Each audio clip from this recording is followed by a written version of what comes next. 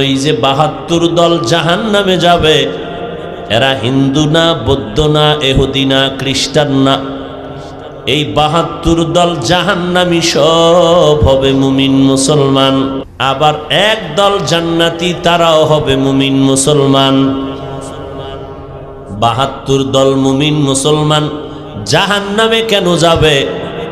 এদের মধ্যে লেবাস পোশাক সুরাত ঠিক থাকবে, কিন্তু আকীদার ভেজাল হবে। এদের মধ্যে দ্বীন ইসলাম নিয়ে ভেদাভেদ শুরু হয়ে যাবে। দাবি করে আমি মাওলানা, দাবি করে আমি মদিনার উম্মত, কিন্তু ওয়াজের স্টেজে বৈশা মাওলানা কয়।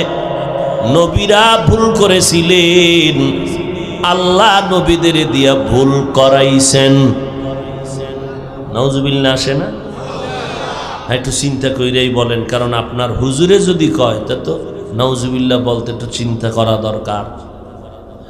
এক মাওলানা সাহেব ইসলামের ব্যানার লাগাইয়া এই সোনার বাংলায় তাজা খবর, মাওলানা আমার মতো লঙ্গিওয়ালা না, বড় টাইটেলওয়ালা মাওলানা